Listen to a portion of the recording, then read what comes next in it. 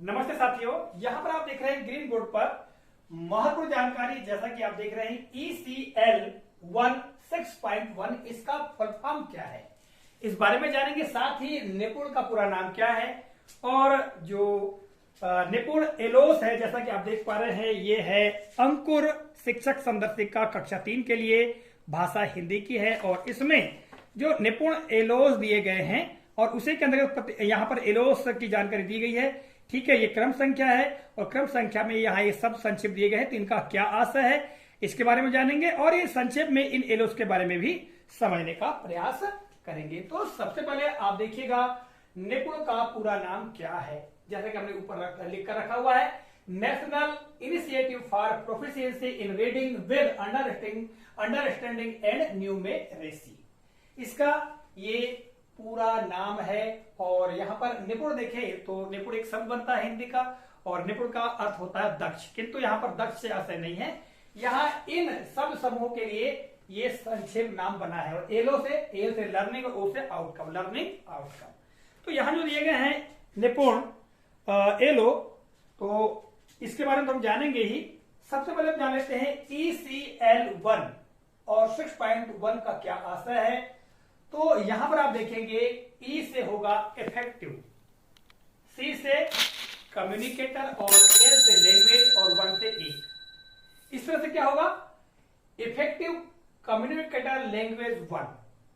आशय क्या हुआ, प्रभावशाली भाषा संचारक। यहां पर ECL का मतलब है प्रभावी भाषा संचारक, यानी भाषा एक का प्रभावी संचारक, या कम्युनिकेटर का मतलब संचारक या बोलने वाला, बेहतर तरीके से अपने विचारों को प्रकट करने वाला से आशय है। तो यहां पर हम C से कम्युनिकेटर का प्रयोग होगा और इसके लिए हिंदी में संचारक शब्द है, यानी अपने विचारों को प्रकट करना या विचारों का आदान प्रदान करने से आशय है, यानी आप विचारों का आदान प्रदान करने वाला। ठीक है, तो भाषा एक में तो यहां पर आप देखेंगे ECL अर्थात ECL 1 अर्थात इफेक्टिव कम्युनिकेटर लैंग्वेज 1। ठीक है, ये आशय होगा। अब यहाँ 6.1 दिया हुआ है, तो यहाँ एक क्रमांक दिया हुआ है। यहाँ 6 जो दिया हुआ है ये कक्षा तीसरी को दर्शाता है और कक्षा तीसरी को कैसे दर्शाता है इस बारे में भी हम जान लेते हैं। यहाँ पर आप देखेंगे जो NEP हमारी नेशनल एजुकेशन पॉलिसी 2020 है, इसके अनुसार जो फाउंडेशनल स्टेज है, ठीक है, फाउंडेशनल स्टेज अर्थात नर्सरी यानी आंगनवाड़ी के 3 वर्ष और कक्षा 1 और 2, इस तरह से 5 वर्ष होते हैं। ठीक है, तो ये 5 वर्ष को निकाल दें तो 6वां वर्ष क्या आता है, तीसरी कक्षा का आता है, इसलिए यहां पर 6 लिया गया है और पॉइंट वाले को मिला के जो एलो क्रमांक 1 होगा, कक्षा तीसरी के लिए एलो 1 होगा। ठीक है, यहां पर आप देख रहे हैं ये NEP का जो ढांचा है 5 + 3 + 3 + 4। तो यहां पर आप देखेंगे 5 मतलब जो प्रारंभिक साल हैं आंगनवाड़ी के 3 साल और कक्षा 1 और कक्षा 2, इस तरह से 5 साल हो गए। और 6वां साल जब होगा, जैसा हमने लिखा है कि 5 साल ये हो गए और 6वां वर्ष क्या होगा, कक्षा तीसरी का होगा। तो कक्षा तीसरी में जो भी एलोस होंगे उसको ये 6 इंगित करता है, 6 इंगित करता है। पॉइंट 1 यानी ये जो एलो यानी हिंदी भाषा मान लो, तो हिंदी भाषा के लिए जो एलो है अर्थात लर्निंग आउटकम क्रमांक 1 को दर्शाता है। तो ये तो होगी जानकारी, ये जो संक्षेप दिया गया यहाँ पर ECL 1 6.1 का। इस तरह से यहाँ पर आप देखेंगे तो मैंने प्रारंभ का ही एलो का नंबर लिखा हुआ है।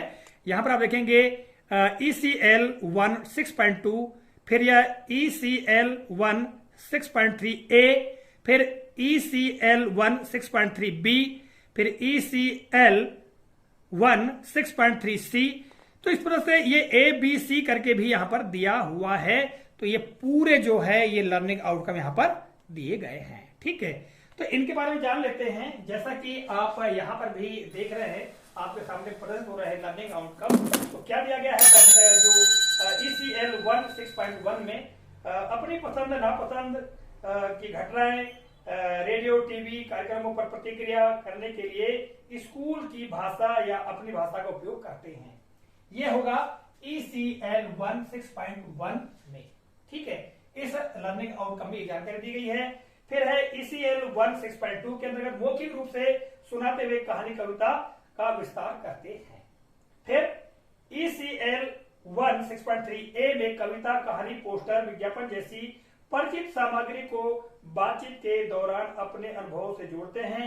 फिर आता है ECL 1 6.3B, परिचित टेक्स्ट, कहानी, कविता के संबंध में बात करते हैं, प्रश्न पूछते हैं, पात्रों तथा घटनाओं तथा चित्रों के बारे में अपनी राय व्यक्त करते हैं। इसके पश्चात ECL 1 6.3C, विभिन्न गतिविधियों के बारे में बात करते हैं, जैसे सुबह का संदेश, परिवार के सदस्यों के साथ बातचीत आदि, और कॉपी बोर्ड, डिस्प्ले बोर्ड में अपनी पसंदीदा गतिविधि का चित्रण करते हैं तथा कुछ शब्द लिखते हैं।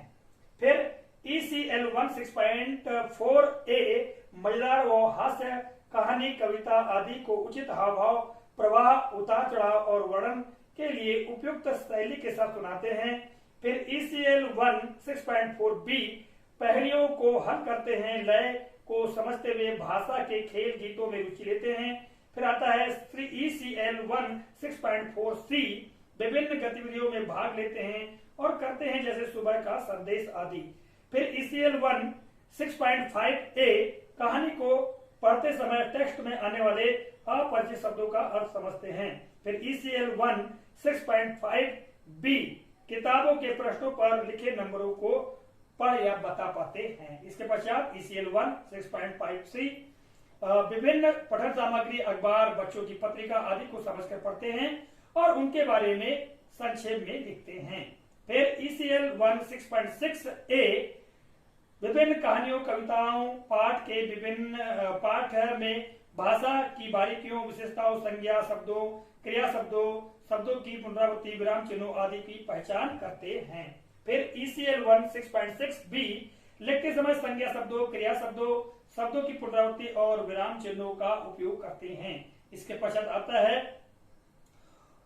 ECL 1 6.6C, उचित प्रवाह, हाव भाव और आवाज में उतार चढ़ाव के साथ परिचित पाठ या टेक्स्ट, मध्याह्न भोजन चार्ट, कक्षा का नाम, पसंदीदा बुक का शीर्षक आदि को पढ़ते हैं। फिर आता है ECL 1 6.7A, विभिन्न गतिविधियों में सक्रिय रूप से भाग लेते हैं और चर्चा करते हैं, जैसे मॉर्निंग असेंबली आदि। फिर ECL 1 6.7B, copy board, display board, हरी पट्टी आदि में चित्रण करते हैं और अपनी पसंदीदा गतिविधि के बारे में बात करते हैं।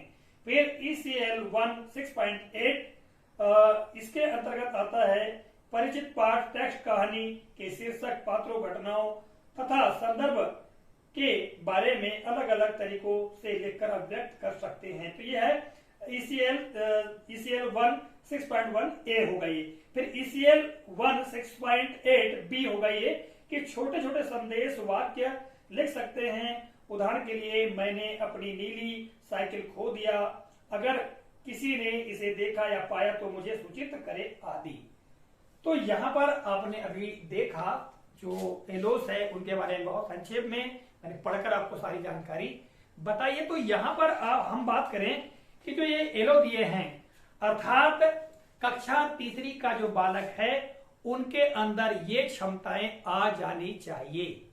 ठीक है, ये मिला के दक्षताएं हैं। लर्निंग जो आउटकम अर्थात जो अधिगम प्रतिफल है, जब हम बच्चों को अधिगम कराएंगे अर्थात उनको पढ़ाएंगे, लिखाएंगे, ठीक, जब हमको नॉलेज देंगे, उनको ज्ञान देंगे, तो निश्चित तौर से ये जो जानकारियां बच्चों के अंदर आएंगी, अर्थात जो कुछ हम सिखाएंगे तो उसका जो आउटपुट क्या होगा, आउटपुट अर्थात प्रतिफल क्या होगा, यही होगा। यानी ये जो बातें हैं ये बच्चे सीख पाएंगे। तो आज के इस वीडियो के लिए बस इतना ही। मिलेंगे अगले कालखंड में, तब तक के लिए जय हिंद।